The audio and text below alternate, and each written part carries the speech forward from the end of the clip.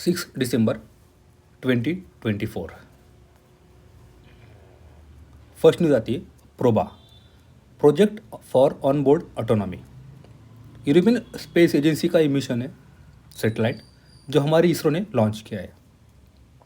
इसमें twin satellite आते हैं जो टू स्पेसक्राफ्ट जो सैटेलाइट के अंदर ही है टुगेदर फ्लाई करेंगे।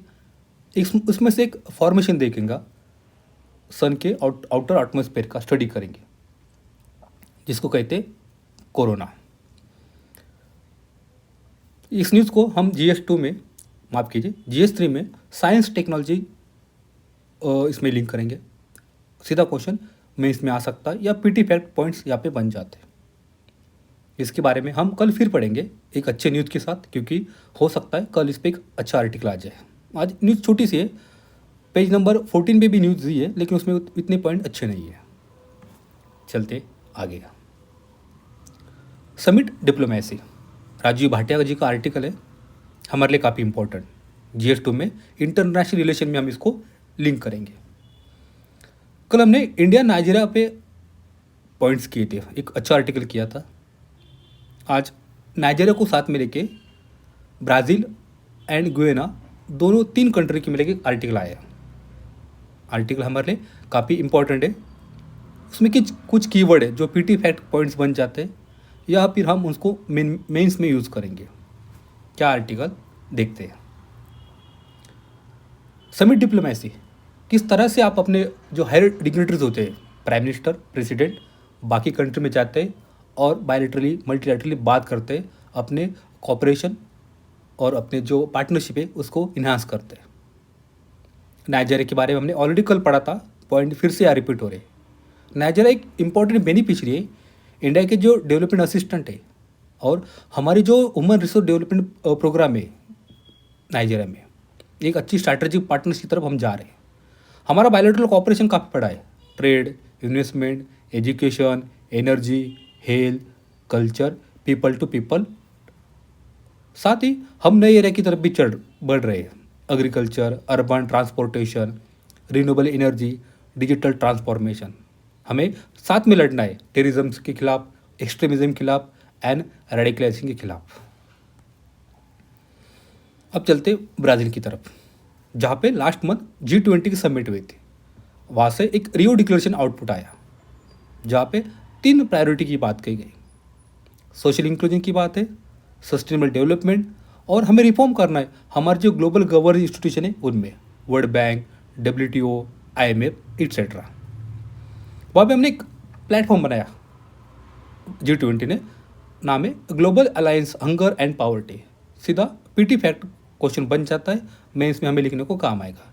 एक प्लेटफॉर्म है, मोबिलाइज करेंगे फाइनेंस को एंड नॉलेज शेयरिंग का ऑन अ वाइड स्केल पे, जहाँ पे हंगर और पावर्टी की बात चल रही है।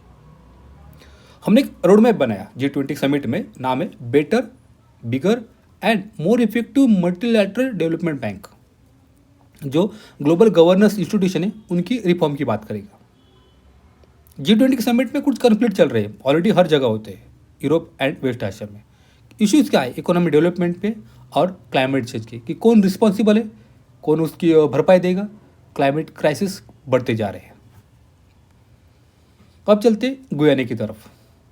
गुयाना की टोटल पॉपुलेशन 1 मिलियन है। हम देखते हैं कि 40% जो गुयाना की पॉपुलेशन है वो इंडियन ओरिजिन से। गुयाना एक काफ़ी एनर्जी रिसोर्स कंट्री है और हमारे लिए एक इम्पोर्टेंट प्लेयर है वहाँ के रीजनल अफेयर में। इंडिया एंड गुयाना का जो एक्सपांड है, कॉपरेशन काफ़ी बढ़ रहा है डाइवर्स सेक्टर में। वहाँ हमारे PM जी गए थे, उन्होंने वहाँ पे 10 MOU पे सिग्नेचर किया। Energy, defence, urban development, digital collaboration, education, food security. एक सेकंड समिट हुई थी उसके बाद जॉर्ज टाउन में, इंडिया एंड कैरेबियन कम्युनिटी पे। अब कैरेबियन कम्युनिटी क्या है, इस पे भी सीधा PT फैक्ट क्वेश्चन बन जाता है, या हो सके GS2 में मेंस में क्वेश्चन पूछा जाए। इंडिया ने वहाँ पे 7 पिलर को प्रपोज किया, capacity building, agriculture and food security, renewable energy and climate change, innovation, technology and trade, cricket and culture, ocean economy, health. हमारी अगली न्यूज़ छोटी है, कहीं PT में क्वेश्चन नहीं बनेगा, मेंस में डायरेक्टली क्वेश्चन नहीं बनेगा, लेकिन हम ये पॉइंट यूज़ कर सकते हैं। इम्पॉर्टेंट न्यूज़ है हमारे लिए। International court of justice Hague में, जहाँ पे एक हियरिंग चल रही है। हियरिंग कहती है कि अभी तक जो क्लाइमेट चेंज का जो क्राइसिस चल रहा है उसके लिए रिस्पॉन्सिबल कौन है, क्या उन देशों ने उसको कंपनसेशन देना चाहिए, अगर वो फेल होते हैं तो उसके क्या कंसिक्वेंसेस आएंगे हम देखेंगे। आईसीजे में लीगल ऑब्लिगेशन पे एग्जामिन चल रहा है। कंट्री को एड्रेस करना है क्लाइमेट चेंज को, अगर हम फेल होते तो उसके कॉन्सिक्वेंसेस क्या होंगे, ये भी यहाँ पे बात चल रही है। इंडिया ने स्लैम किया है डेवलप्ड कंट्रीज को फॉर कॉजिंग क्लाइमेट क्राइसिस, क्योंकि आपने ऑलरेडी एक्सप्लॉइट किया है ग्लोबल का कार्बन बजट को। साथ ही आप फेल हुए क्लाइमेट फाइनेंस पूरा करने में। 2010 में कंकुन में, 2015 में पेरिस में आपने जो बात कही थी $100 बिलियन हर साल देने की, आपने वो पूरी नहीं की है। साथ ही आप डिमांड कर रहे हो हमसे डेवलपिंग कंट्रीज से कि आप रिस्ट्रिक्ट करें अपने रिसोर्स यूज को। अगर कंट्रीब्यूशन सबका डिग्रेडेशन में अनइक्वल है तो उसकी रिस्पॉन्सिबिलिटी भी अनइक्वल होनी चाहिए ना, हम क्यों ज़्यादा भार उठाए। डेवलपिंग नेशन हर डे हिट हो रहे क्लाइमेट की वजह से, लेकिन उनका जो रोल है क्लाइमेट क्राइसिस के लिए तो काफ़ी कम है। बात देखिए, डेवलप्ड वर्ल्ड की historically contributed most climate crisis के लिए ज़्यादा जिम्मेदार है, लेकिन आयरनिकली देखिए कि वो बेस्ट इक्विपेड है टेक्नोलॉजी के साथ एंड इकोनॉमिक मीन्स के साथ to address climate crisis. Very important था। चलते आगे, इंडिया एंड भूटान रिलेशनशिप।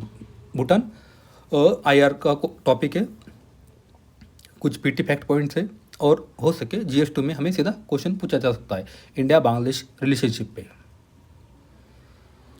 वहाँ के जो इंडिया भूटान के, माफ़ कीजिए गलती से मैंने बांग्लादेश कह दिया, इंडिया भूटान, वहाँ के जो किंग है भारत की विजिट पे आए और हमने बायलैटरल डिस्कशन किया है कुछ प्रोजेक्ट पे, इलेक्ट्रिसिटी फील्ड में और अर्बन प्लानिंग में।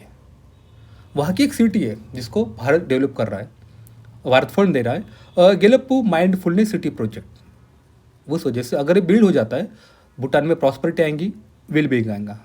साथ ही हमें बॉर्डर एरियाज पे भी काम करना है, हमें स्ट्रेंथन करना है हमारी इकोनॉमी को और इन्वेस्टमेंट लिंकेजेस को। भूटान में 1020 मेगावाट का एक पुंटा संगचू 2 नाम का hydro electric project Bharat support कर रहा है। हमें इम्पोर्टेंस देना है हाइड्रो पावर सेक्टर में, और हमारी जो कमिटमेंट है टू एडवांसिंग इट उसको पूरी करनी है न्यू प्रोजेक्ट के लिए, साथ ही जो रिजर्वर हाइड्रो प्रोजेक्ट है उनके लिए भी। हमने डिस्कस किया है क्रॉस बॉर्डर कनेक्टिविटी प्रोजेक्ट पे, रेल लाइन, साथ ही साथ डिजिटल नेटवर्क पर भी। हम देखते हैं कि जो बांग्लादेश की गवर्नमेंट है आज की इंटरिम गवर्नमेंट, उनके साथ इंडिया के टाइज ठीक नहीं चल रहे। दूसरी तरफ हम देखते हैं नेपाल में, और नेपाल की जो गवर्नमेंट है वो टाइज कर रही है बीजिंग के साथ, और उन्होंने एक नया फ्रेमवर्क बनाया चाइना नेपाल ने framework for belt and road cooperation. तो इस सिचुएशन में भूटान हमारे लिए काफ़ी इम्पोर्टेंट कंट्री हो जाती है। अगर आपको हिंदू पढ़ने में कोई दिक्कत है या बात करते हुए बोलते हुए मेरे से कुछ गलती हो जाती है इस डिस्कशन में, आपके कुछ सुझाव रहेंगे तो आपके लिए कमेंट बॉक्स हमेशा ओपन रहेगा, अब अपने सुझाव वहाँ पे दे सकते हैं। Thank you.